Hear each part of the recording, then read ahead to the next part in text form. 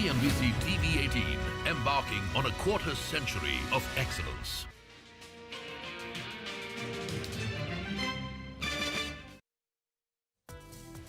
You don't have Asia, which is doing too well this morning. There is a Bank of Japan policy meeting, so maybe some caution ahead of that. But I would just like to put a support. The 40-hour exponential average is 47,379.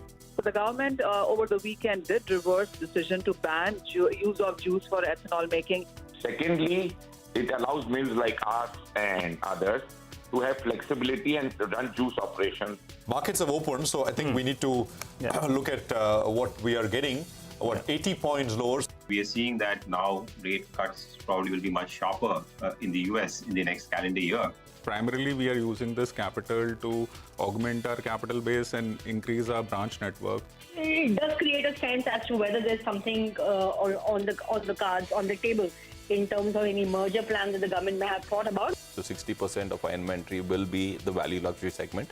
You know, while things look absolutely flat for the market, it hides the fact that there has been a 100-point recovery from the lows of the day. Watch out for whether SpiceJet or these other suitors, if they qualify, are able to come up with a decent bid. For the markets, it's a quiet day after the stellar rally that we saw in the last week.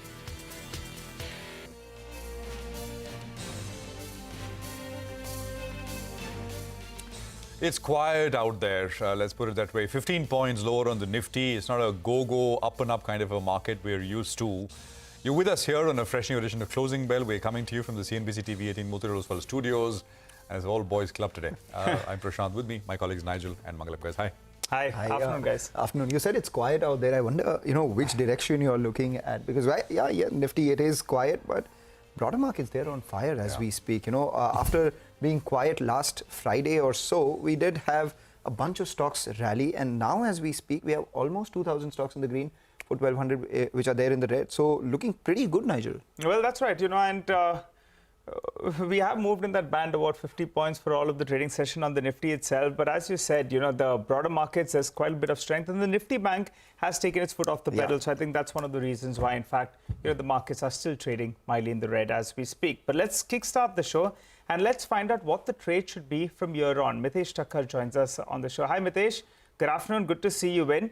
What do you make of today's trading session? And since the Nifty Bank was the strong part of the market in the last few sessions, will you be looking this 200-point dip as a buying opportunity? Yeah. Good afternoon. So I think the Bank Nifty in the last few days has tried to cover for its underperformance and still looking good to me.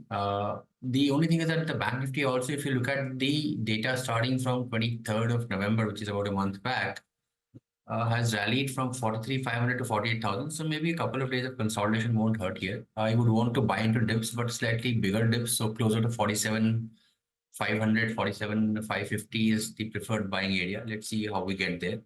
And I still believe that we will cross the highs of 48,220 we made on Friday and head towards 49,500, 50,000 zone. So the momentum still looks strong to me.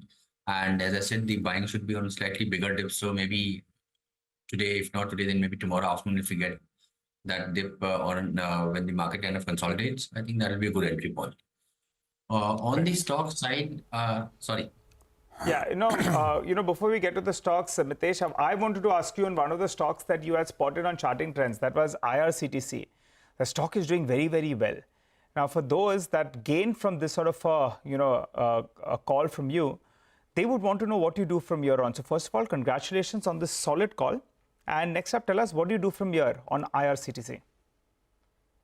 Thank you, Nigel. I think the stock has, had given signs of a long-term uptrend starting again after about 18 odd months of consolidation. And I was looking at a first target of around 833, which was the highest monthly closing which the stock had done. I think, 828, 833, which was the highest monthly and weekly closing which the stock had done in January of 22.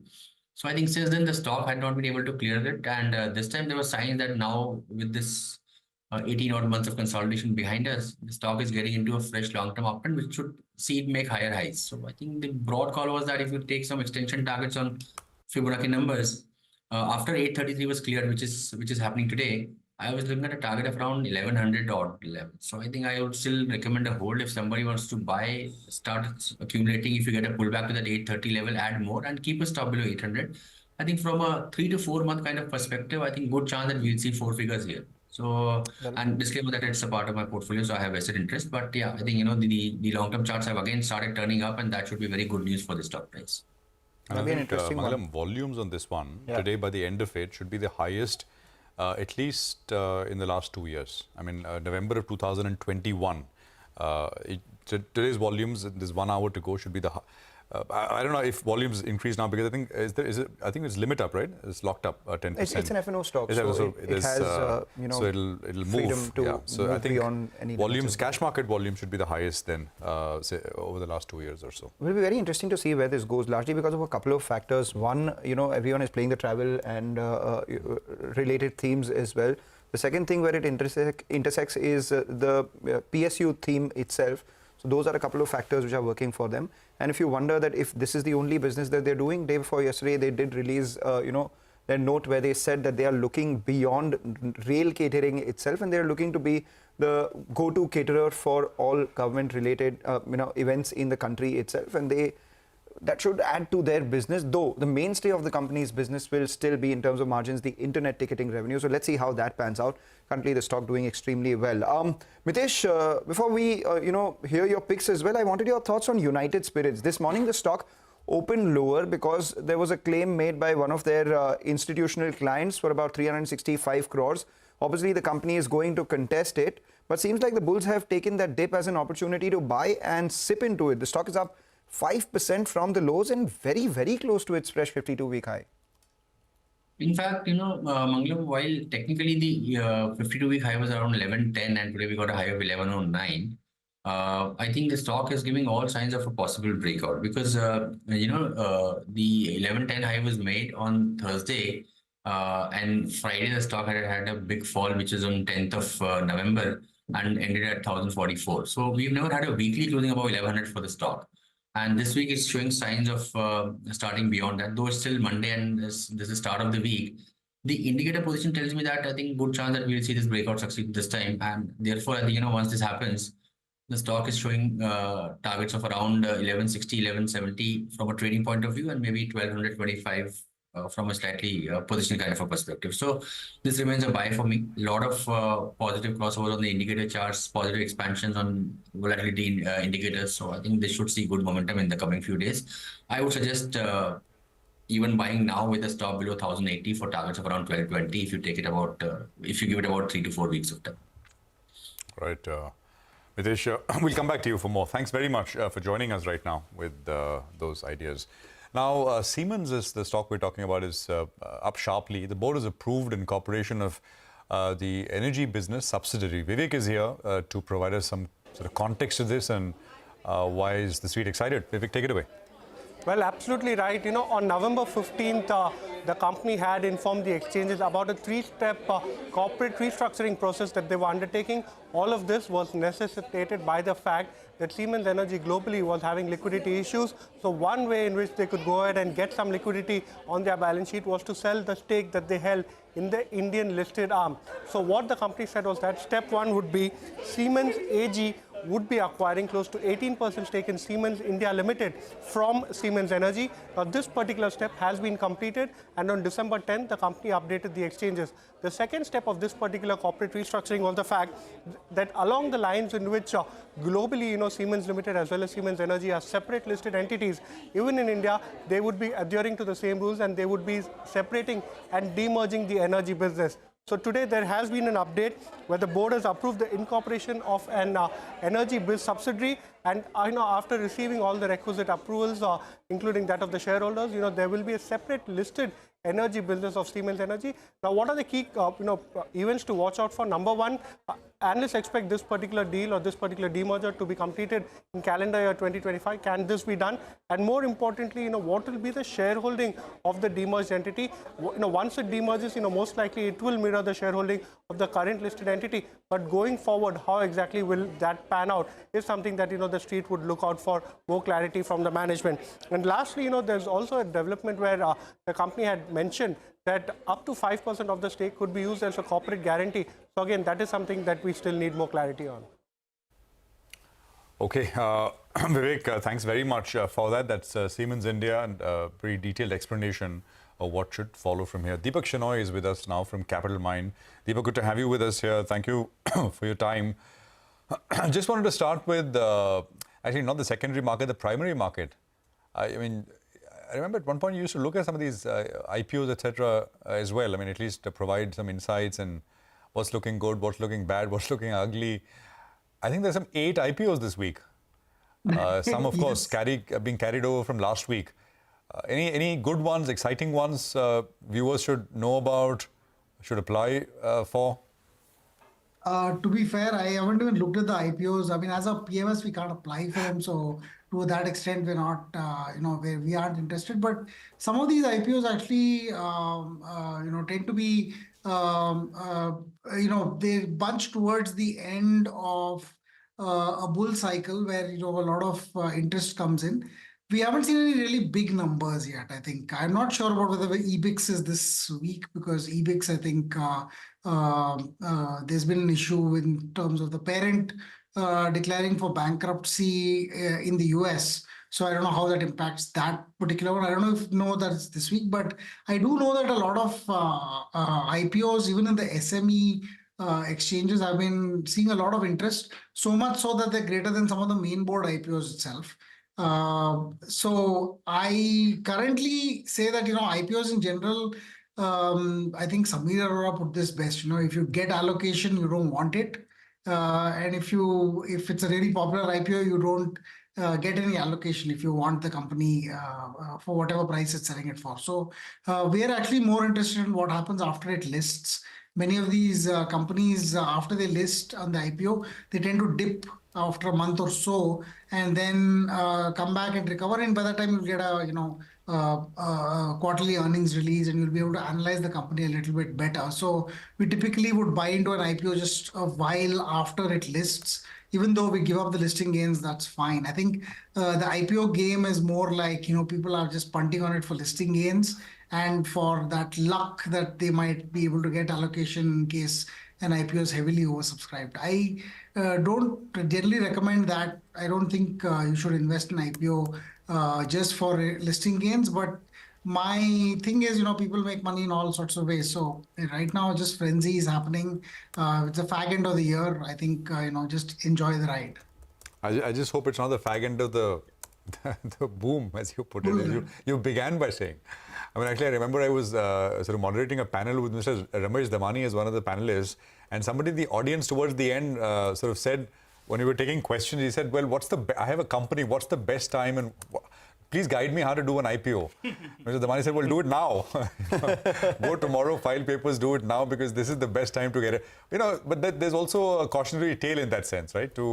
And kind of you made that point well.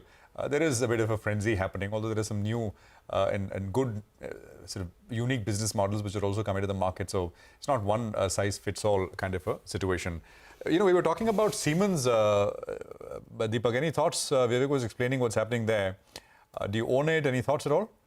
No, we used to own it. Actually, what happened in the middle was Siemens decided to do something we thought was really bad corporate governance, where because they were trying to do this energy separation and perhaps independently create a Indian, sell out the Indian division for energy, and the energy business worldwide did not want to own listed business in India at the time. The Siemens AG, the promoter itself, said we will buy out the energy business from the Indian entity.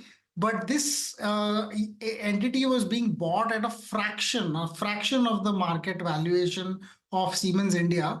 But this division actually provided roughly 10% of revenue and perhaps about that much of profits as well, or a little more than that. So, people were disappointed, saying, why are you selling it to yourself, for something like this? And, Siemens has done this before. So, once bitten, twice shy, but I wasn't bitten the first time. So I kind of walked away from the stock at that time. What they're doing now is more interesting, where they're saying, okay, we'll do it the proper way. The proper way was how ABB did for its Power Grid division. They separated it into a different company called Power India. They listed this Power India company separately. Hitachi came and took over the Power India business. Now it's called Hitachi Power India. That was, after it was listed in the market, there was an open offer by Hitachi, and then eventually they took over the shares as well. Now that business, Power India itself, and we own it, it's now 5x from the time of the demerger, which was 3 years ago. So it was demerged, and when it was listed, it was 800 or 900 rupees, and now it's 5,200 rupees. I think that's the proper way to do it. What they're doing now is separating Siemens Energy into a separate business. The promoter ownership of Siemens, it's in India itself, has been rationalized to only Siemens AG owning it. When this division is split, Siemens Energy, which is a separate company, will perhaps take over this business from Siemens AG in that way. And then there will be an open offer and there will be a listing and all that stuff. I think that is the better way to do it. So we might reevaluate this company now. All right, just hang in there, Deepak. We'll come back to you in just a bit, because you spoke about companies that you look at post IPO. One of them is Landmark Cars. Same time last year, around 28th December, the IPO came in.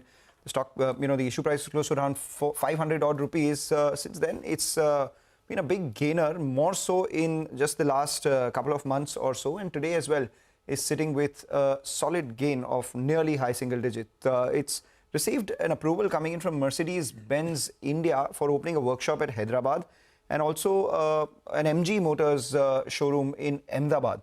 Sonal joins in with more details on Landmark. Almost 10% there on that stock, Sonal. Well, yes, two news pieces for Landmark Cars. First is where they have received an approval from Mercedes-Benz, which is the biggest client for the company, to open a workshop at Hyderabad, and this will mark company's foray into the southern market, and that's why the expansion plans are exciting the street. This will be the 10th state that they will cater to, and 21st Mercedes-Benz outlet as well, with this new workshop that has come by. The second piece of news is that they have received a new letter of intent from MG Motor India Private Limited for opening a dealership in Ahmedabad, Gujarat. And dealership will be established by their wholly owned subsidiary, which is Aeromark Cars Private Limited. This business will include both the sales and after sales of MG cars. Now remember, after sales is a high margin business for the company, around 18% EBITDA margins here, and the dealership will be operational in next quarter itself, and from Q4 we'll start seeing the impact of revenues in the books of the company. So these two things is something that has led to the 10% rally that we are seeing on the stock today. All right, Sonal, the good part is that Prashant and Deepak, both of them don't really need to worry much, because we already have Mercedes showrooms in and repair centers in Mumbai as well as Bangalore. Prashant, does a Mercedes showroom in Hyderabad lure you to perhaps buy a Mercedes in Hyderabad too? Go in my Toyota Innova to Hyderabad to buy a Mercedes. Are you sure he doesn't have it already? Yeah, I don't know. I mean, I saw him drive one the other day. Drive which one? All right, I think that's a nice attempt, guys. Anyway, we'll take I think, should we take a quick break here? Or we'll ask Deepak where he gets his Mercedes repaired. Deepak? That's a more appropriate question. Yep. Sorry, I couldn't hear the question. No, the question was where do you get your Mercedes repaired? But the real question is, what do you think of the Landmark Cars stock?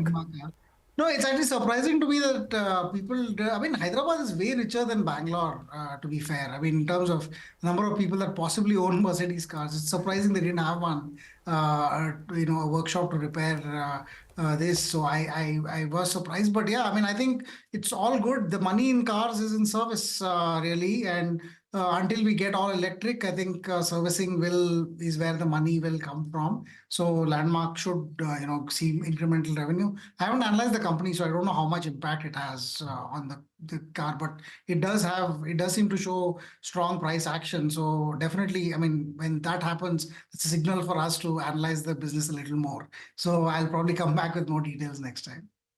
Deepak, I wanted your view on LIC. I think we've chatted about this in the past. It was totally ignored at sub 600. I'm not sure, but I think you had a bit of a positive bias out there. You could help me refresh my memory and tell me what's the view on the stock from here.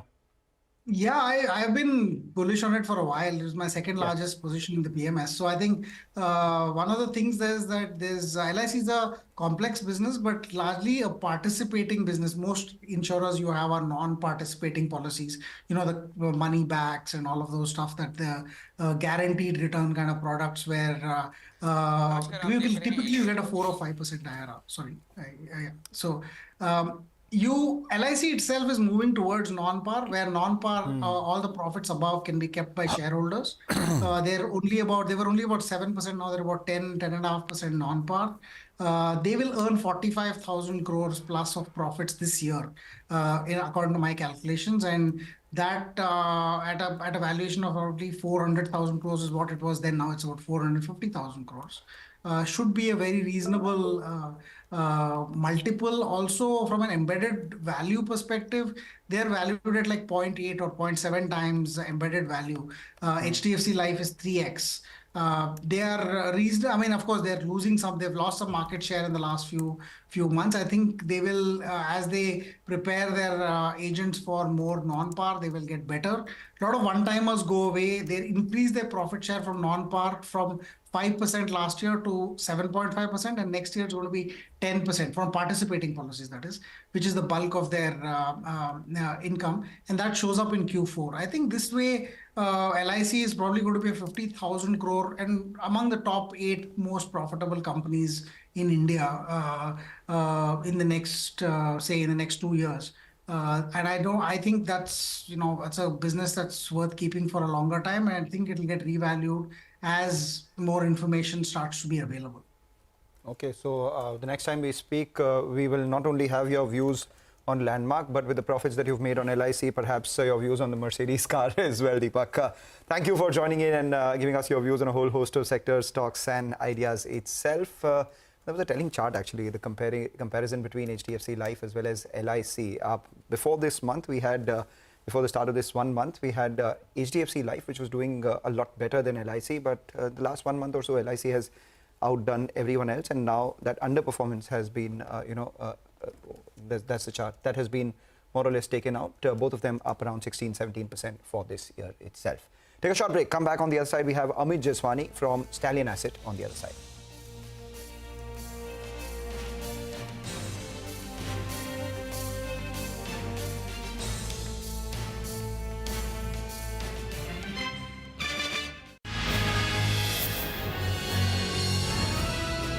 CNBC-TV18, embarking on a quarter century of excellence.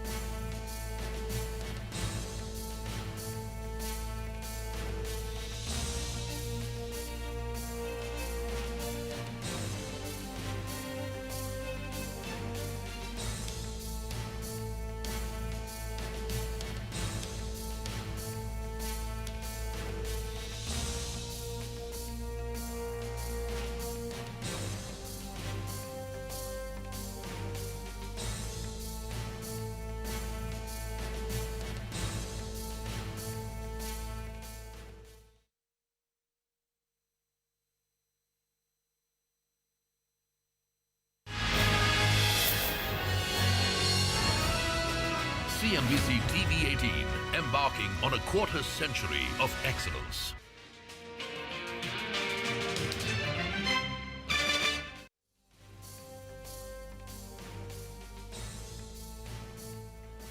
Welcome back. Well, the markets are more or less unmoved. Headline index is a little bit in the red. The mid caps are trading in the green. So actually unmoved from the start of the show. But let's get talking about a couple of portfolios. And we have Amit Joiswani, the founder and CIO at Stallion Assets, who joins us on the show. Hi, Amit. Good afternoon, and thanks so much for joining in. Well, Amit, the last time you joined us, you were telling us about a couple of stocks that you all have added to the portfolio. And if I remember correctly, MCX was one stock that has done very well for you all. So tell us, what's the fresh call on some of these exchange-related stocks, these platforms? Point number one. Point number two is tech, new age tech, I think was 15% of your total portfolio. And you had a view on Paytm. In this dip, are you all adding, or are you all, Paytm is not a stock you'll hold? Good afternoon, Nigel. Thank you so much for having me on your show. Yes, we are still riding the capital market wave. In fact, we've added one demerger in the wealth management space. So as of now, capital market remains about 15% of our portfolio. On the new tech side, see, when you get full tosses, you go for it, and the probabilities are on our side. So we go in aggressively. On the fintech company that you spoke about, we've completely exited the day the news came. So we still have about 13% on the fintech, on the new age companies, but we've exited the fintech lender that you are speaking about. See, you don't make money from payments, you make money from lending. And if that is not happening, we were playing a framework which was loss to profit. And once the framework has problems, we move ahead. We are emotionless. So what happens typically, Nigel, in a bull market, you always have out of 10, 15, 25 stocks that we own, 2-3 stocks which are in problems, which would be like 5-7% weight of your portfolio. In a bull market, you also always have other opportunities. So if we see that something not going right, our thesis are wrong, we are emotional less sellers. We wanted to sell at 9:16. We probably got an exit by 12 o'clock. All right. So that explains your thesis there. You still have about 13% in new age businesses itself. What are the ones that you like there? Is it beauty? Is it food? Is it some platform? What is it that you prefer there? So Mangalam, we've got Zomato, which is food, and we've got PB Fintech. Both are growing way faster than the market. Until the time there is no problem on the thesis, till the time the growth is there, we're going to hold these companies. And the day we feel that we have a better alternate, we move out. So we are emotional-less investors, I would say. But looks like Zomato should do 2,000 crores of PAT next year. That is what our thesis is. That Zomato's PAT next year will be 2,000 crores.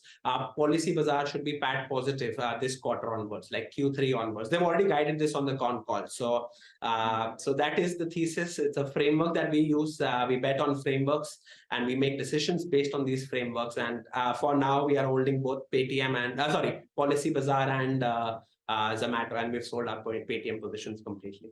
Have you looked at names like Mamaearth and Delivery?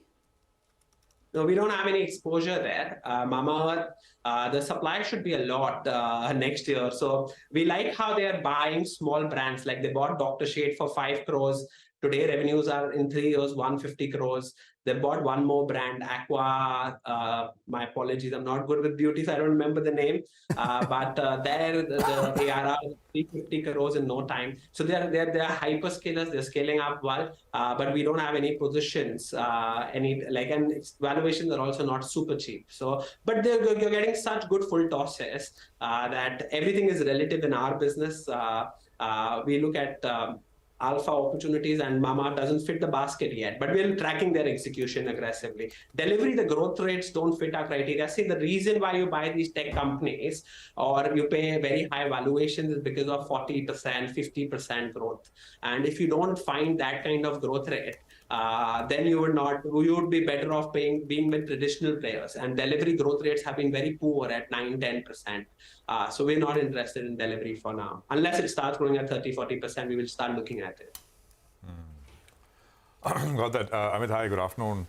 You said emotionless twice, and I was wondering, Can we replace that word with cold-blooded sellers? You think that's that doesn't go well? Amit, actually, it's a season to be jolly, and everyone's talking about positive vibes, and suddenly Amit comes on the channel, and the last 5 minutes is talking about being emotionalness. All of us were like, oh, what's going on? See, what happens, Nigel, is that you focus too much on the 5%. Of your losers, you'll focus 95% of your times, and you focus very less on your winners. In a bull market, be very impatient with your losers. Like, at least we have learned the lesson a hard way. I tell my investors that if I make a mistake, I will not tell you that I've made a mistake. I'll tell you that I've corrected my mistake, got out of it, and moved on in life. It's okay to make mistakes. We are in the business of making decisions. Buying is a decision, selling is a decision, doing nothing is also a decision. And when you make such decisions, you'll make mistakes and you move ahead, no problem. Absolutely. And you know, what you're saying is during very strong bull markets, the tendency to make mistakes also goes up, right? Because valuations are very high. That is one part of it. And of course, it looks like the next guy is making so much money. The urge to do something is very strong. And that's where emotion also comes in. Do you see that at play in a lot of pockets, Amit? Absolutely. In fact, we are also FOMO'd so many times. This market FOMOs you because there is always someone who's performing better than you. You do start thinking that should I go more B2G? Like we have zero exposure towards B2G. Just imagine our position. So life is tough, but we're up 60% this year, so it's okay. Nothing bad, nothing to complain. But the FOMO is there. The moves which are happening in markets are very, very aggressive. And now there were two known unknowns. See, there are two kinds of risks which typically happen. One is unknown. Something like COVID was an unknown. And there were two known unknowns. One was election and one was the Fed. I believe the markets have moved ahead. And I was just speaking to someone and I was telling them that, by March, the markets will price in whatever 5 years of Modi gain is expected. So markets are hyper discounting mode, hyper discounting. There is everyone has the same information thanks to people like you and social media. And the discounting, the returns that we think we'll make in 3-4 years are getting made in like 9 months, 12 months. So it's unbelievable, the market. But you have to keep churning. You have to keep finding newer ideas because markets. If example, there used to be a time, I'll give you an example, Prashant, that there used to be a time that page industry would grow at 30% every year and you would get like 40% returns, some returns from earnings and some PE would go higher every year. But now what market does, if market has conviction that this company will grow at 30% for next 5 years, markets will price the 5 years growth in first year itself.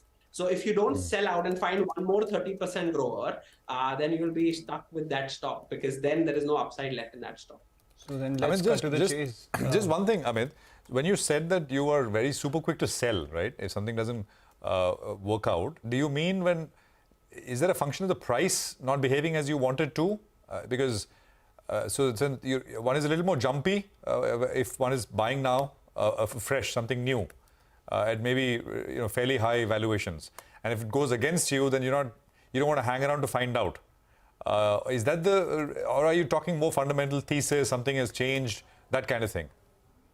So Prashant, in Paytm's case, Paytm was doing about 16.5 crores of lending a quarter, and analysts were pricing in that this will move higher because they were growing at 100% year over year. So it was expected the next 2-3 years, they will move towards 1.5-2 lakh crores of lending. And on 2 lakh crores of lending, you make 4% is your take rate. That means you make 8,000 crores. You've gone from 16,000 crores a quarter of lending, and now you're looking at 8,000 crores a quarter. So there's a degrowth. Which will happen in less than 50,000 crore, less than 50,000 rupee loans. And you don't want to, because like I'll give you an example. We were getting Nuama at 20p that time, 18p, 20p, FY24, whereas Anand Rathi was at 54p, 361 was at 35p, and this one was growing at 30%. It was a demerger. We already have the 12th man in the team always. So if any players of my team get injured, we quickly remove him from the team and find another player which we think can do better. So What's the current 12th man looking like? Let's cut to the chase. You said it's very difficult to find ideas in a market like this where everything is being discounted, etc. You have to work hard. So we'll allow you to do the work for our viewers. What is it that you're looking at right now? So we've got a block in a very small company. I don't think I should name all these players. My team doesn't get very happy with me naming them. Of course, we're a SEBI-registered. We have a entity now. This is recommendations. These are just what we are doing in our portfolio. So do not even try following us. We exit with great speed, as you already know. So we've got this structural steel tube pipes company called JTL Industries. We're buying today also, but we bought in large quantities on the block. So that company is doing ROCs of 35%. We've sold our APL Apollos to get into this. So APL Apollo did a 10x for us, and we've sold our APL Apollo and converted some of them to JTL Industries. We did it at a block at 196, and we purchased some today as well.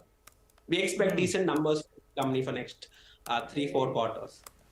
Interesting. Moving out of APL Apollo and moving into JTL, it has valuation support, but let's see what they do. And they have a fundraising plan as well later today. So let's see what comes out of that. Well, Amit, thanks so much for joining in. Good speaking to you and filling us in with, the way you're moving your portfolio. And, when Amit spoke about the 12th man, Mangalam, what came to my mind? Virat running in. Remember with the drinks. With the drinks. So anyway, thanks. It's not very often. It has to be a bear market for your 12th man to be Virat Kohli. But that video is hilarious. It's still playing in my mind. But let's keep that for later. For the time being, let's move on. I think we have Nimesh who's joining in right now to tell us about what he's picking up in terms of D-Street chatter. Nimesh, you go first. Hi, Nigel. So after a big move last week, some bit of consolidation is clearly visible. But the interesting feedback is today the institutions are better sellers. In fact, there's going to be a large basket selling in the mid-cap name. So that probably, it's not showing up in the screen, but clearly from a flow perspective, there is selling pressure, especially in the mid-cap basket from the large institutions. That's the overall thing.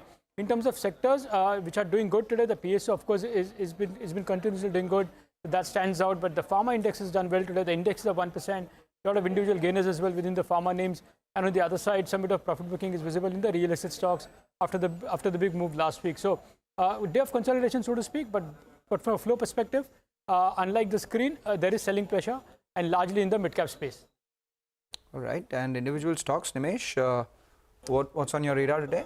Well, Mangalam, in terms of individual names, the first are a couple of stocks where there were large block deals. So the first one is Archem Chemicals. There is a large block, nearly 3.5% equity got changed hands. I'm not too sure on the buyers and sellers, but that stock is relatively under pressure after a large block. The second was Sapphire Foods. Even in Sapphire, there was a large block, nearly 6% equity got changed hands. Looks like the private equity was a seller in today's block, and a couple of mutual funds and FIs were buyers. So multiple buyers on the buy side, but seller was largely a P in Sapphire Foods. Second is Manappuram Finance. That stock is buzzing off late. Even in today's the stock is up 1%, but there is a big chatter going around of a large corporate development.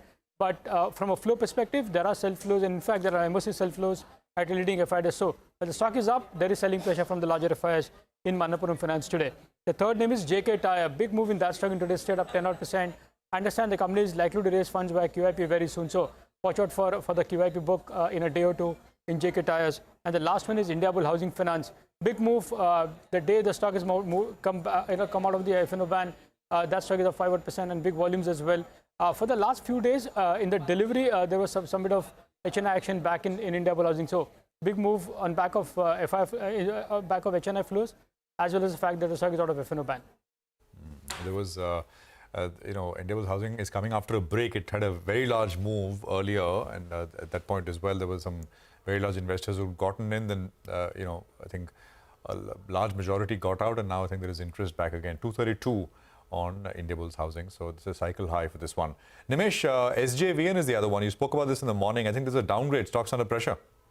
Oh yes, Prashant. So it was part of my standard brokerage for the day. A very unusual sell call from Goldman Sachs. In fact, it's a double sell, so to speak, from buy to sell, and they have a target for 65, which is way below the current market price. Now, the note very clearly says that the stock has run up sharply, almost 110% since their initiation in July 23. And now they believe that from a valuation perspective, the risk reward is not favorable.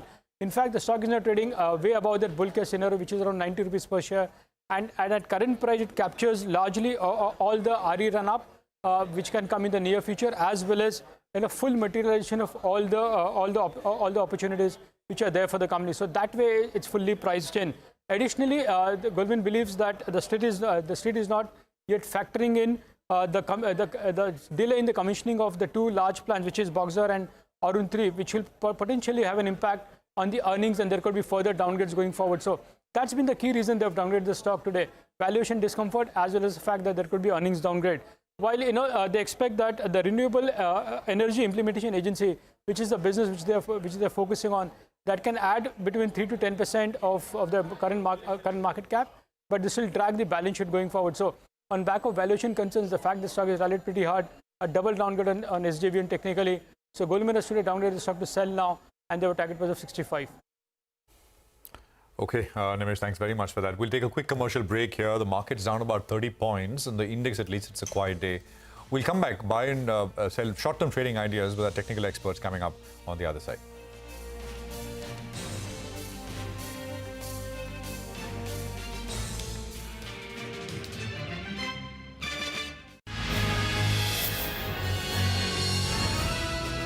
CNBC-TV18, embarking on a quarter-century of excellence.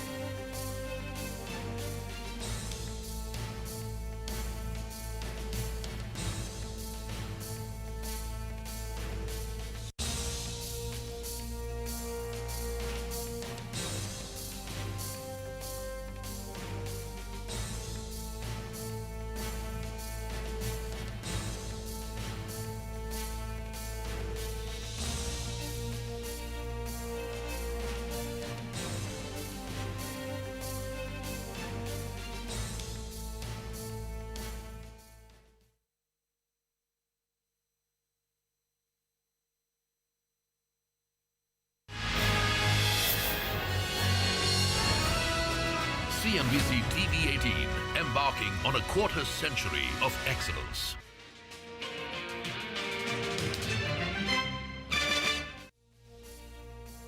Welcome back. The Nifty is holding around the 21,400 mark, virtually unmoved, but the Nifty Bank has taken a bit of a bigger slip, if you must. Will be an interesting one to watch out for over the next couple of days. Tomorrow is the financial services expiry. Day after is the Nifty Bank expiry itself.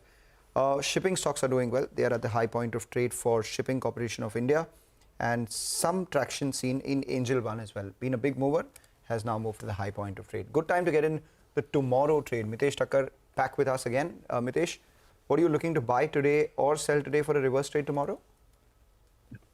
Good afternoon. I have buy calls despite the fact that both the indices are in red. The stocks are showing good momentum and making new highs. So Asian Paints is a BTST with a stop at about 33.10 for targets of 33.65. And Voltas is the other one which is on my radar. That's a BTST with a stop at 863 for targets of 880. Okay. All right. Thanks a lot for that, Mitesh. Well, let's move on and let's get you an exclusive then. Sources tell CNBC-TV18 that SEBI has given the NSE a set of conditions it needs to fulfill before filing for an IPO. Yash is with us to fill us in with more details. Yash? Well, Nigel, NSE IPO is something which at least 8 out of 10 investors on the street would be waiting for. And there's a big development which has happened as far as that particular IPO from NSE is concerned. What we've picked up from our sources is that market regulator SEBI has sort of laid down certain preconditions before the National Stock Exchange. And these conditions are to be satisfied before the SEBI by NSE. Before the exchange files for its papers as far as the IPO is concerned. As far as these conditions are concerned, the first and the most important one is with respect to the technology infrastructure. Market regulator SEBI has told National Stock Exchange that it has to strengthen its technology infrastructure, satisfy the regulator before that condition can be fulfilled. The second one is to go glitch-free as far as the trading is concerned. For about a year, NSE has worked towards it extensively. Set up a disaster recovery site, conducted mock trading through that particular site. So that is another condition. The third one is with respect to improving the corporate governance structure as far as National Stock Exchange is concerned. And largely, I mean, these are the three conditions. And the fourth one being clear all the legal matters as far as NSE and the co-location matter is concerned. These are the four major conditions which SEBI has put before NSE. Do remember that, of course, NSE has been in constant touch with the regulator as far as these four conditions are concerned. SEBI is yet to come back to the National Stock Exchange with respect to what it thinks of the preparations that the exchange has done. But if you look at the investors list in NSE, the top 10 would come up on your screen. This includes LIC holding about 10.7%, Aranda Investment, Stock Holding Corporation of India, SBI Capital Markets, State Bank of India, Crown Capital, so on and so forth. And from here, it'll be very interesting to see how does SEBI read into all the preparations which the National Stock Exchange has done. As per the last auction, NSE was valued at about 1.56 lakh crore rupees. So, of course, it's a richly valued company. And with the run-up that has come in BSE, the other exchange, of course, that would have some sort of rub-off effect as far as valuations for NSE is also concerned. All right, Yash, thanks very much for that. You know, we'll take a quick commercial break here. We'll come back. We'll have Gurmeet Chadda of Complete Circle Consultants with us on the other side to take some more questions, running into market closing.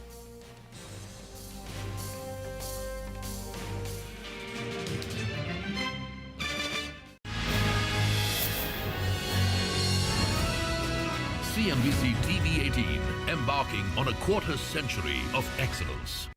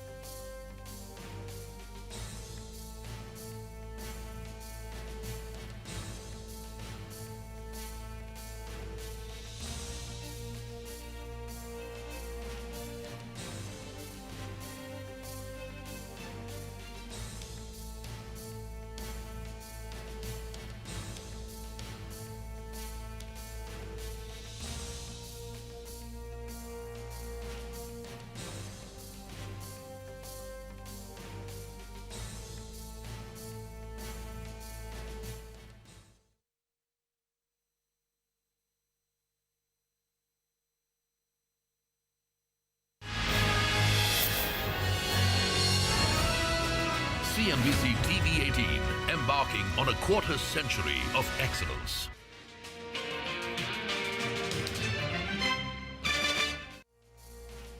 Welcome back. Well, the markets have moved a little bit lower. Now we're 50 points lower. Nothing really to worry about. But I think a couple of stocks have moved lower. If you're looking at Tech Mahindra, the intraday chart should come up for you on the screen. Tata Consumer as well has slipped a little bit. And I think Hero MotoCorp as well, that's had a big run in the last few days. That as well has slipped a little bit. So some of these stocks should come up for you on the screen. And the Nifty Bank that was down close to around 200 points at the start of the show, it's now down close to around 300 points. So that's why, in fact, we are seeing some bit of selling out there. Gurmeet Chadda joins us on the show from Complete Circle. Hi, Gurmeet. Good afternoon. Thanks so much for joining in. Well, Gurmeet, I wanted your view on a couple of these names then. The real estate pack, that one's off color throughout the day, whether you have DLF, Godrej Properties. These stocks have come in for some profit taking. Last few days have been good for them. And cement as well is seeing some selling. How are you all playing both these two themes? Hi, Nigel. I think you're right. It's just that the sharp run-up would have seen some profit taking. You probably will see that in some IT names as well. But I think the broad trend of the bookings being strong remains good. So, and I've got to be a little selective here because you've got to play real estate geography-wise. So I think DLF is still guiding for about 20,000 crores of pre-sales, and with a combination of mid-affluent and luxury segment. The rental portfolio continues to do well. The office occupancy has been around 88%, and there is credible balance sheet improvement. The debt levels are almost negligible now. So the impact of RERA now would probably be seen in more consolidation. We also like Brigade South. Again, very healthy pipeline of launches, some bit of margin expansion, good mix. That's something we like. But obviously, as I've always said, that the bigger play obviously is in the pipes and cables and wires, tiles, home improvement, etc. I think that's where you probably see more structural. Real estate will be, the moves will be sharper both ways. But I think overall, I think it's more of a, especially on private side, I think it's a housing-led capex cycle which is beginning to unfold. All right, housing-led capex cycle. As we speak, Zomato has moved higher. Zomato has moved to the high point of trade. A couple of other notable movers, Varun Beverages is one of them, has moved to a fresh record high on that counter. It's around 1,140 odd rupees. Gurmeet, any of these names that you like? Varun Beverages, in fact, has also surpassed a lot of the notable consumer names in terms of market cap.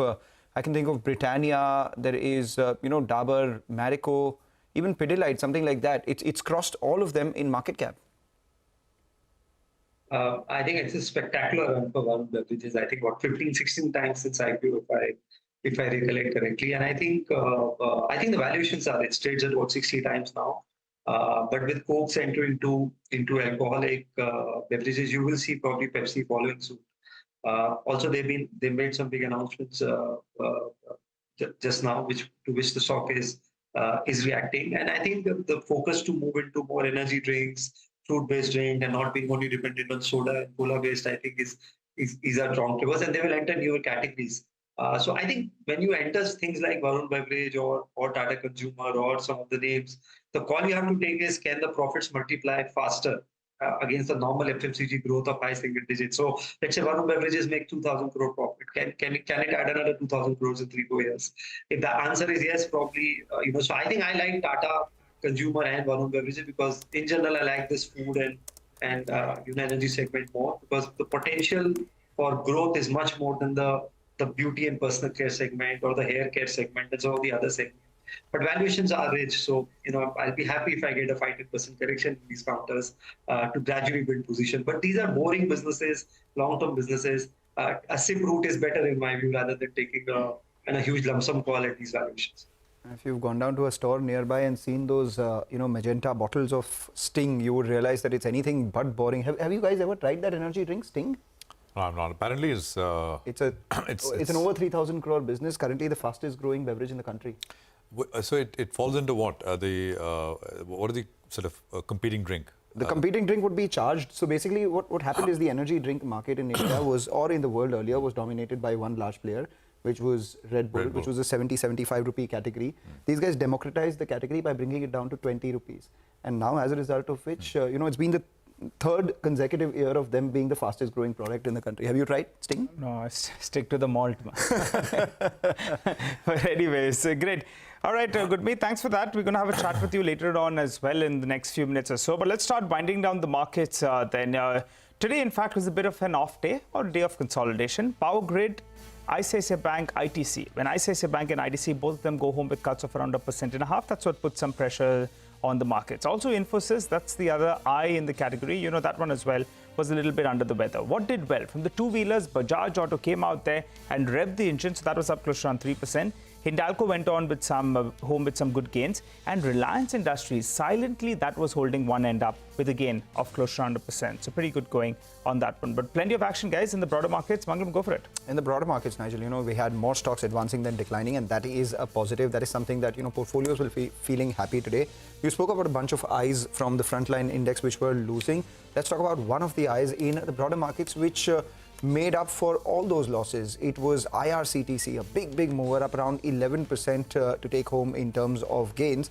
And then we had, you know, a couple of other notable movers as well. Siemens was up 6% after Vivek's, news break on that counter. Zydus Life was up around 5% as well. And we continue to see some bidding in a couple of these select metal names. So Nalco and Hindustan Copper were the ones that moved higher. From the broader markets itself, we saw some cuts in, the real estate pack. So we had Godrej Properties, which ended lower.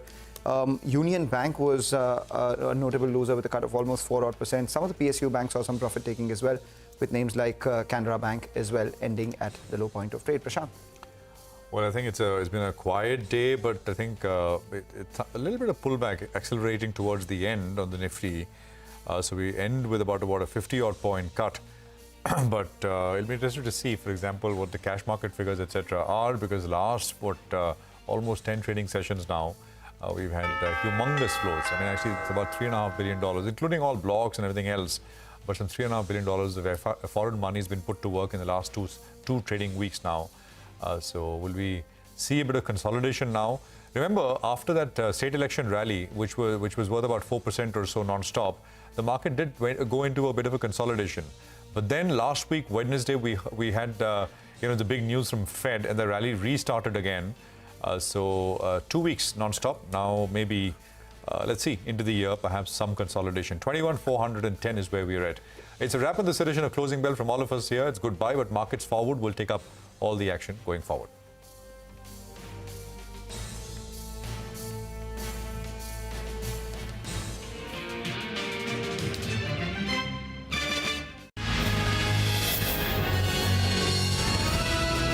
CNBC-TV18, embarking on a quarter century of excellence.